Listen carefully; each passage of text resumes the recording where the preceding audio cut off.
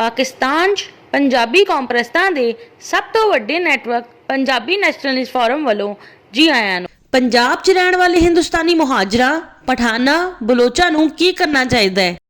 पंजाब 'ਚ रहण वाले उर्दू बोलण वाले हिंदुस्तानी मुहाजरां नूं चाहीदा है कि कराची दे उर्दू बोलण वाले हिंदुस्तानी मुहाजर लीडरां नूं दसदे ते समझांदे रहा करन कि पंजाब 'ਚ उर्दू बोलण वाले हिंदुस्तानी मुहाजर बहुत वड्डी तादाद 'ਚ ने ते पंजाब 'ਚ पंजाबियां दे तेवर बदले बदले जे लग रहे ने।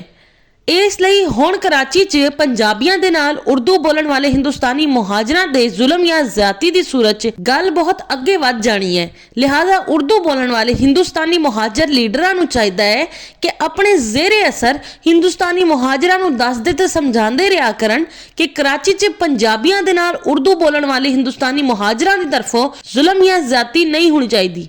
पंजाब 'ਚ रहण वाले पठाना नूं चाहीदा है कि खैबर पख्तूनख्वा दे पख्तून इलाकिਆਂ कोयटा ते बलोचिस्तान 'ਚ पश्तून इलाकिਆਂ दे लीडरां नूं दसदे ते समझांदे रहा करन कि पंजाब 'ਚ पठान बहुत वड्डी तादाद 'ਚ ने ते पंजाब 'ਚ पंजाबियां दे तेवर बदले बदले जे लग रहे ने।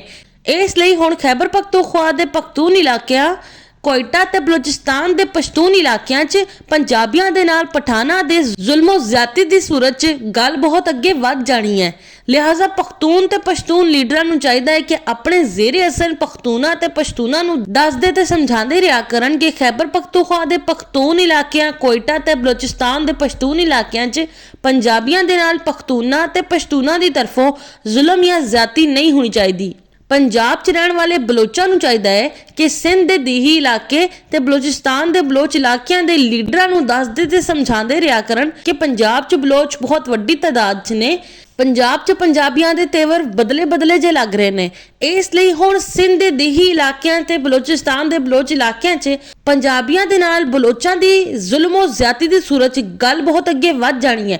लिहाजा बलोच लीडरां नूं चाहीदा है कि अपने जेरे असर बलोचां नूं दसदे ते समझांदे रहा करन कि सिंध दे दीही इलाके ते बलोचिस्तान दे बलोच इलाकिਆਂ 'ਚ पंजाबियां दे नाल बलोचां दी तरफों जुल्म या ज्यादती नहीं होनी चाहिदी है।